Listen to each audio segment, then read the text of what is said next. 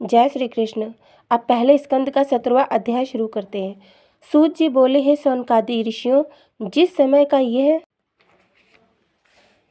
यह प्रसंग है उसी समय रथ पर सवार वह शूद्र भी, जो राजा के समान वेश बनाए हुए था और अपने साथ बहुत सी सेना लाए हुए था, उस गाय तथा वृषभ के पास आकर रथ से उतर पड़ा। तदुपरांत वह गाय और वृषभ को अपने पांव की ठोकर मारकर डांटने लगा।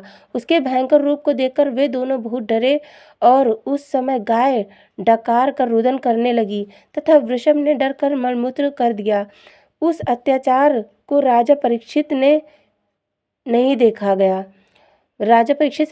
गया। तब वे अपने धनुष पर बाण चढ़ाते हुए उनके आगे आ गए और क्रोधित होकर उस राजा वेशधारी शूद्र राजा से बोले, अरे नीच, मैं 7 द्वीपों का राजा हूँ। बता, तू किस देश का राजा है जो हमारे राज्य में रहकर हमारी प्रजा को कष्ट दे रहा है? राजाओं का ये धर्म नहीं है कि वे अपनी प्रजा को कष्ट पहुँचावे। भगवान श्री कृष्ण चंद्र जी गोलोक धाम को सिधार गए हैं एवं मेरे पितामह गांडीवधारी अर्जुन भी वैकुंठ लोक को पधार गए हैं। अस्तु, ऐसा जानकर ही तू इस पृथ्वी रूपी गाय एवं धर्म रूपी वृषभ को दुख दे रहा है। तू इस प्रकार अत्याचार करना छोड़ दे, नहीं तो मैं तुझको अभी मारे देता हूँ। राजा परीक्षित की बात सुनकर वह शूद्र राजा से डरकर एक ओर खड़ा हो गया। राजा ने कहा, वृषभ, तुम कौन हो? तुम्हारे ये तीनों पांव किसने तोड़े हैं? तुम कोई देवता तो नहीं हो जो मुझे चक्कर में डालने के लिए यहाँ आए हो? मैंने अपना राज्य में तुम्हारे बराबर दुखी किसी को नहीं देखा है, परंतु अब तुम चिंता मत करो, मैं तुम्हारे दुख का शीघ्र नाश कर दूंगा।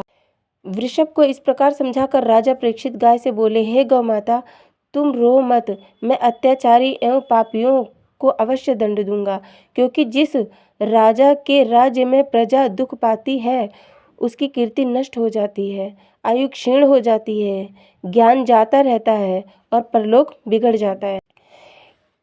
इसलिए राजाओं को चाहिए कि वे अपने राज्य में दुखियों को दुख दूर कर दें।